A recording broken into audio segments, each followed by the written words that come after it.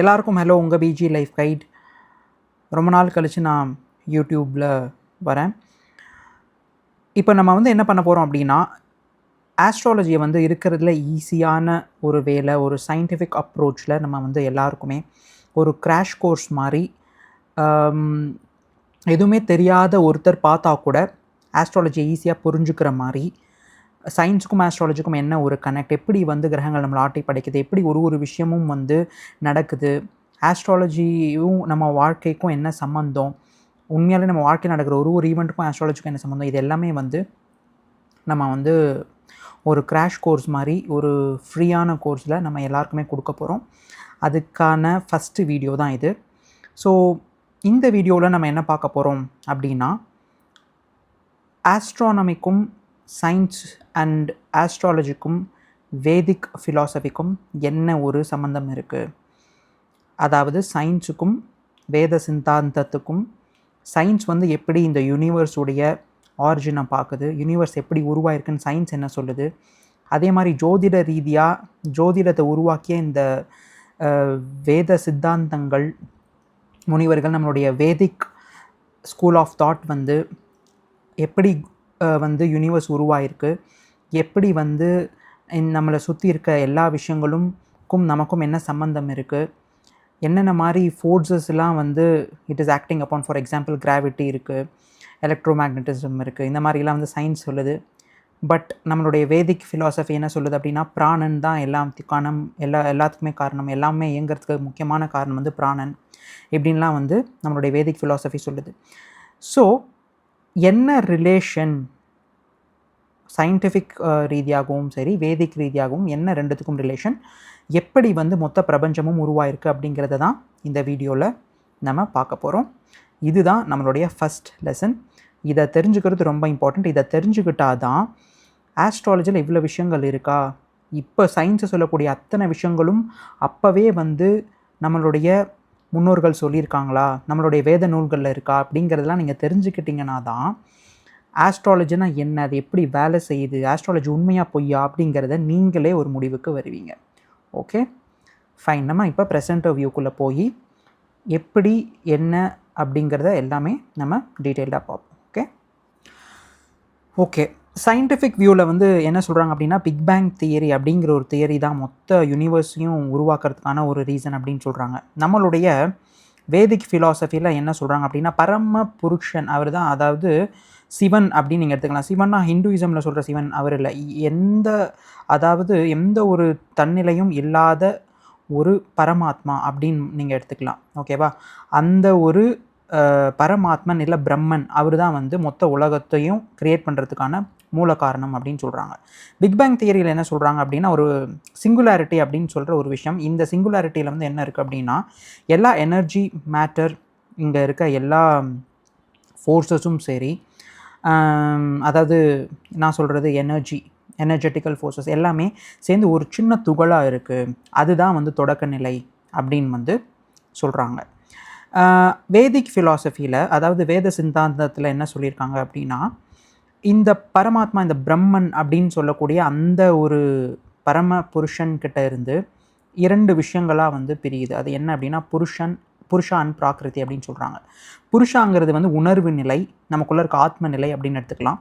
பிராகிருதிங்கிறது என்ன அப்படின்னா, நம்மளை சுற்றி இருக்கக்கூடிய எல்லா விஷயமும் பஞ்சபூதங்களின் அடிப்படையால் ஆன ஒரு விஷயம், உருவாக்கக்கூடிய ஒரு விஷயம் அப்படின்னு நம்ம எடுத்துக்கலாம். புருஷனை சிவன் அப்படின்னு சொல்கிறாங்க, பிரகிருதியை சக்தி அப்படின்னு சொல்கிறாங்க. யோக நிலை இதெல்லாமே இந்த சிவன், இந்த புருஷா இது குறிக்கும். தந்திரம், அதுக்கப்புறம் நம்மளை சுற்றி இருக்க மெட்டீரியல் விஷயங்கள் எல்லாமே பிராகிருதிங்கிறது குறிக்கும். இது ரெண்டும் ஒருங்கிணையும் பொழுது உலகத்தில் இருக்க இயக்கமாகட்டும், உலகத்தில் இருக்க எல்லா விஷயமும் உருவாகுது அப்படின்னு நம்ம வேத சித்தாந்தத்தில் சொல்கிறாங்க. ஓகேங்களா? சரி, இதில் நான் சொன்ன மாதிரி இனிஷியலாக அங்கே எதுவுமே இல்லை, ஒரு சிங்கிள் பாயிண்ட். அப்போ ஒரு ஸ்பேஸுங்கிறதும் இல்லை, ஒரு வெட்ட வெளிங்கிறது கிடையாது, ஒரு டைம்ங்கிறதே கிடையாது இனிஷியலாக, அதாவது பிரபஞ்சம் உருவாகிறதுக்கு முன்னாடி. அந்த மாதிரி இருக்க ஒரு பரிணாமத்தில் வேத சித்தாந்தத்தில் என்ன சொல்கிறாங்கன்னா, 3 குணத்தை சொல்கிறாங்க. சத்வகுணம், ஓகே, ரஜோகுணம் அண்ட் தமோகுணம். இது மூணுமே ஒரு சேர ஒரு நிலையில் இருந்தது அப்படிங்கிறத வந்து சொல்கிறாங்க. சரிங்களா? சரி, இப்போ எங்கேருந்து இந்த கிரியேஷன் ஆரம்பிக்குது அப்படின்னு பார்த்தீங்கன்னா, அந்த தூண்டுதல், படைப்பின் தூண்டுதல் எங்கேருந்து ஆரம்பிக்குது அப்படின்னு பார்த்தீங்கன்னா, குவாண்டம் ஃப்ளக்சுவேஷன் அப்படின்னு சொல்லக்கூடிய ஒரு எனர்ஜி டிஸ்டர்பன்ஸ். இந்த பாயிண்ட் ஆஃப் சிங்குலாரிட்டி, அந்த நான் சொன்னேன் இல்லையா, மேட்டர் அண்ட் எனர்ஜியெல்லாம் கண்டென்ஸ் ஆகி ஒரு சின்ன துகளாக இருக்குன்னு, அதுக்குள்ளே இன்ட்ரடியூஸ் ஆகுது. இது வந்து சயின்ஸ் சொல்கிற விளக்கம், நான் சொல்லலை. ஓகே, அந்த குவாண்டம் ஃப்ளக்சுவேஷன்ஸ்னால அங்கே இருந்து இந்த சின்ன துகள் வந்து விரிவடையுது, பிக் பேங் அப்படிங்கிறது வந்து அதை தான் சொல்கிறாங்க. அதை வந்து காஸ்மிக் இன்ஃப்ளேஷன் அப்படின்னு வந்து சொல்கிறாங்க. இப்போது வேதிக் ஃபிலாசபியில், வேத சித்தாந்தத்தில் என்ன சொல்கிறாங்கன்னா, அந்த 3 குணங்கள் சொன்னேன் இல்லையா, ரஜோகுணம், தமோகுணம், சத்வகுணம், இந்த 3 குணங்களுக்குள்ள ஒரு ஸ்மால் டிஸ்டர்பன்ஸ் வந்து உருவாகுது. அந்த டிஸ்டர்பன்ஸ்னால தான் கிரியேஷனுங்கிறது உருவாகுது அப்படிங்கிறத வந்து நம்மளுடைய வேதிக் சித்தாந்தத்தில் சொல்லியிருக்காங்க. ஓகே, அதுக்கப்புறமா ஃபஸ்ட்டு உருவானது என்ன அப்படின்னா, குவாக்ஸ் அண்ட் எலக்ட்ரான்ஸ் உருவாகுது. அதுக்கப்புறமா ஹீலியம் அண்ட் ஹைட்ரஜன் உருவாகுது, ஹீலியம் அண்ட் ஹைட்ரஜன் உருவாகுதுன்னு நம்மளுடைய சயின்டிஃபிக் தியரி வந்து சொல்லுது. வேதிக் சித்தாந்தத்தில் என்ன சொல்கிறாங்க அப்படின்னா, இப்போ நம்ம புருஷா அண்ட் பிராகிருதி அப்படின்னு சொன்னோம் இல்லையா, இந்த ரெண்டும் ஒருங்கிணைந்து இதை வந்து கண்ட்ரோல் பண்ணக்கூடிய அது வந்து பார்த்திங்கன்னா மஹத் அப்படின்னு வந்து சொல்கிறாங்க. அதை நீங்கள் எப்படி எடுத்துக்கலாம்னா, காஸ்மிக் இன்டெலிஜென்ஸ், த லார்ஜர் கான்ஷியஸ்னஸ்ன்னு எடுத்துக்கலாம். உங்களுக்கு தமிழில் புரிகிற மாதிரி சொல்லணும் அப்படின்னா, நம்ம எல்லாத்துக்கும் மேலே ஒரு ஒரு உணர்வு நிலை இருக்குது, நம்ம எல்லாத்துக்கும் மேலே ஒரு இன்டெலிஜென்ஸ் இருக்குது, அதுதான் நம்ம எல்லா விஷயத்தையும் இங்கே கவர்ன் பண்ணுது, அதுதான் நம்மளை பாதுகாக்குது, நமக்கு என்னென்ன வேணுமோ தருது, நம்ம வேணும்னா கிடைக்குது, இல்லை வந்து நம்மளுடைய கர்ம வினைகள் எல்லாத்தையும் அதுதான் கொடுக்குது, எல்லாமே எல்லாத்துக்குமே நம்மளை தாண்டி ஒரு பவர் இருக்குன்னு சொல்கிறோம் இல்லையா, அதுதான் காஸ்மிக் இன்டெலிஜென்ஸ். அந்த ஒரு பரமாத்மாவிலேருந்து வந்தோம் எல்லாருமே தான் நாம். அதை தான் வந்து நம்ம ஃப்யூச்சரில் பார்ப்போம் அது எப்படி வருது அப்படின்னு. இங்கே அதை வந்து என்னென்னு கொடுத்துருக்காங்கன்னா, அகங்காரம் கொடுத்துருக்காங்க. அகங்காரம்னா அந்த ஈகோ கிடையாது. இது எப்படின்னா, நான் சொல்லக்கூடிய அந்த கடவுள், அந்த பிரம்மன் அப்படின்னு சொன்னேன் இல்லையா, அந்த பிரம்மனில் இருந்து நம்ம வந்து சின்ன சின்ன ஒரு சோல் அப்படிங்கிற மாதிரி நம்ம வந்து பிரிஞ்சு நம்ம வரோம். ஸோ பிரம்மனுக்கு என்னென்ன குவாலிட்டிஸ் இருக்கோ அதுவும் நமக்குள்ளே இருக்குது அப்படிங்கிறது தான் வந்து நம்ம வேத சித்தாந்தத்தில் சொல்கிறாங்க. வேத சித்தாந்தத்தில் ரொம்ப எளிமையாக உங்களுக்கு புரிகிற மாதிரி சொல்லணும் அப்படின்னா, இந்த பெரிய பிரம்மனில் இருந்து ஒரு சின்ன, எப்படி வந்து elementary particles, quarks and electrons, helium and hydrogen உருவாகுதோ அந்த மாதிரி மனிதர்களுக்குள்ள அடங்கிய அந்த ஆத்மாங்கிறது அந்த பரமாத்மாலேருந்து வருது. அதை வந்து எப்போவுமே அந்த பரமாத்மாலேருந்து நம்ம வந்ததுனால நம்மளை எப்போவுமே இயக்கிறது வந்து அந்த பரமாத்மா தான். அதுதான் வந்து மகத், அதுதான் வந்து இந்த காஸ்மிக் இன்டெலிஜென்ஸ் அப்படின்னு சொல்கிறாங்க. ஓகே, இப்போது நெக்ஸ்ட்டு, இப்போது இந்த ஹைட்ரஜன் அண்ட் ஹீலியம் இந்த ரெண்டு பார்ட்டிகிள்ஸுமே சரி, இந்த ரெண்டு எலமெண்ட்ஸும் வந்து இது வந்து ஃபார்ம் ஆகி அதுக்கப்புறம் வந்து யூனிவர்ஸ் வந்து கூலாக ஆரம்பிச்சிடுது. புரியுதுங்களா? அப்படி கூலாகும் பொழுது தான் அந்த மேட்டர் அப்படிங்கிறது வந்து ஃபார்ம் ஆகுது, because of some fundamental forces of nature. அதை வந்து நம்ம வேத சித்தாந்தத்தில் என்ன சொல்கிறாங்க அப்படின்னா, பஞ்சபூதங்களின் அடிப்படையில் உருவாகுது அப்படின்னு சொல்கிறாங்க. சயின்ஸில் வந்து என்ன சொல்கிறாங்கன்னா, ஹைட்ரஜன் அண்ட் ஹீலியம் தான் வந்து ஒரு பேசிஸாக இருக்குது எல்லாத்துக்கும் அப்படின்னு சொல்கிறாங்க. ஆனால் இங்கே வந்து நம்ம எப்போவுமே எடுத்துக்கிற மாதிரி ஆகாயம், அக்னி, வாயு, நீர், அப்புறம் நிலம், இந்த 5 பஞ்சபூதங்களின் அடிப்படையில் தான் மொத்த பிரபஞ்சமும் இயங்குது அப்படின்னு வந்து வேத சித்தாந்தம் சொல்லுது. ரைட், இப்போ வந்து நம்மளுடைய சயின்ஸில் வந்து என்ன சொல்கிறாங்க அப்படின்னா, gravity, electromagnetism, strong nuclear force and weak nuclear forces, இதுதான் வந்து ஃபோர்ஸஸ் ஆஃப் நேச்சர், நம்மளை சுற்றி இருக்க எல்லாமே கவர்ன் பண்ணுறது இதுதான் அப்படின்னு சிம்பிளாக சொல்லிடுறாங்க. நம்ம வேத சித்தாந்தத்தில் இது என்ன சொல்லியிருக்காங்க அப்படின்னா, ரஜோகுணம், தமோகுணம், சத்வகுணம், இதுதான் வந்து இங்கே இருக்க எல்லா விஷயங்களையும், அதாவது பிரபஞ்சத்தில் இருக்கக்கூடிய அத்தனை நகர்வன, அதாவது நம்மளால் தொடுதல் உணர்ச்சி மூலமாக நம்ம பார்க்குறது எல்லாமே வந்து இந்த 3 குணங்கள் மூலமாக தான் இயங்குது அப்படிங்கிறத வந்து சொல்கிறாங்க. ஓகே, அண்ட் தென் இப்போ வந்து எப்படி பிரபஞ்சம் வந்து ஒரு அமைப்பில் இருக்குது அப்படிங்கிறது வந்து பார்ப்போம். ஓகேங்களா? இப்போ வந்து ஃபஸ்ட்டு நான் சொன்னேன் இல்லையா அந்த பிக் பேங் தியரி, இந்த பிக் பேங் தியரியிலேருந்து ஃபஸ்ட்டு கேலக்ஸிஸ் வந்து வருது. ஓகேங்களா? அந்த கேலக்ஸிஸ் வந்து எப்படி வருது அப்படிங்கிறத வந்து பார்ப்போம்.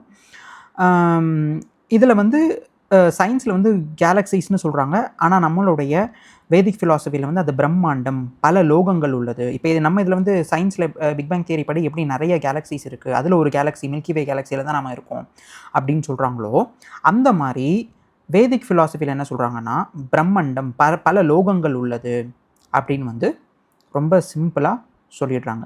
ஓகேங்களா? ஓகே.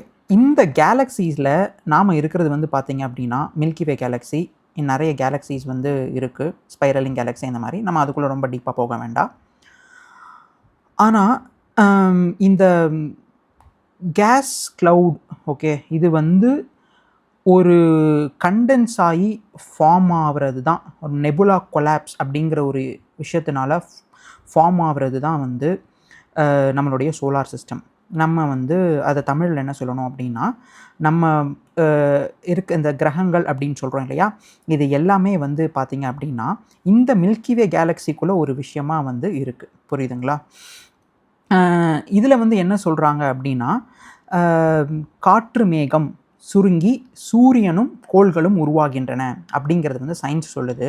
பட் இங்கே அகெயின் வேதிக் ஃபிலாசபியில் என்ன சொல்கிறாங்கன்னா, பஞ்சபூதங்களின் அடிப்படையில் பஞ்சபூதங்கள் ஒரு சேர இணைந்து தான் நம்மளுடைய மொத்த சோலார் சிஸ்டம், நம்ம அந்த கிரகங்கள் எல்லாமே உருவாயிருக்கு அப்படிங்கிறத வந்து சொல்கிறாங்க. ஓகே,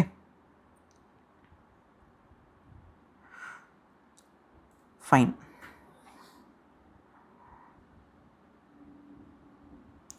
அதே மாதிரி இப்போ லாஸ் ஆஃப் ஃபிசிக்ஸ்,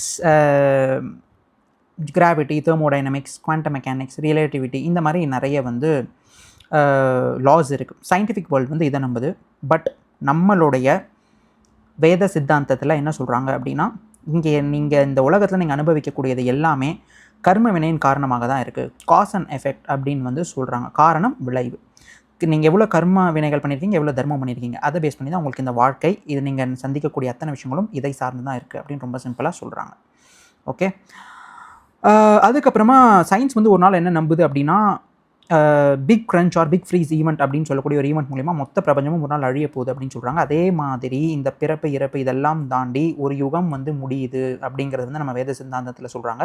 வேத சித்தாந்தத்தில் அந்த மாதிரி யுகம் முடிகிறத வந்து பிரளயம் அப்படின்னு வந்து சொல்கிறாங்க. ஓகே, அதை இப்போ எப்படி இன்னொன்று இங்கே வந்து இன்னொரு விஷயம் என்ன அப்படின்னா, சயின்டிஃபிக் உலகத்தில் சயின்ஸில் என்ன சொல்கிறாங்க அப்படின்னா, ஆட்டம்ஸ், சின்ன துகள் இருக்கு இல்லையா, அதுக்கும் ஒரே லா தான். இப்போ நம்ம பார்க்குற பெரிய பில்டிங் ஆகட்டும், பெரிய பெரிய ஸ்ட்ரக்சர்ஸ் ஆகட்டும், அதுக்கும் சேம் லா தான். இதுக்கு எந்த மாறுதலும் இல்லைன்னு சொல்கிறாங்க. அதே மாதிரி வேத சித்தாந்தத்தில் வந்து ஒரு ப்ராவர்போடு சொல்லியிருப்பாங்க எப்போவுமே. அது என்ன அப்படின்னா, இந்த கடல்லேருந்து ஒரு உப்பு நீர் எடுத்தோம், ஒரு துளி உப்பு நீர் எடுத்தோம்னா அது எப்படி சால்ட்டாக இருக்கோ அதே மாதிரி தான் இந்த உப்பு நீரும் சால்ட்டியாக இருக்கும் அப்படின்னு சொல்லுவாங்க. அதே மாதிரி தான் நம்ம வந்து பிரம்மன் அப்படின்னு சொல்லக்கூடிய அந்த ஒரு பரமாத்மாலேருந்து தான் நம்ம எல்லாருமே வரும். அப்போ நம்மளுடைய ஆத்மாவும் வந்து பார்த்திங்க அப்படின்னா பிரம்மன் இல்லை பரமாத்மாக்கு என்னென்ன குணங்கள் இருக்குதோ அதே குணங்கள் தான் நமக்கும் இருக்குது அப்படிங்கிறத வந்து சொல்கிறாங்க. ஸோ இவ்வளோ தான் வந்து விஷயம்.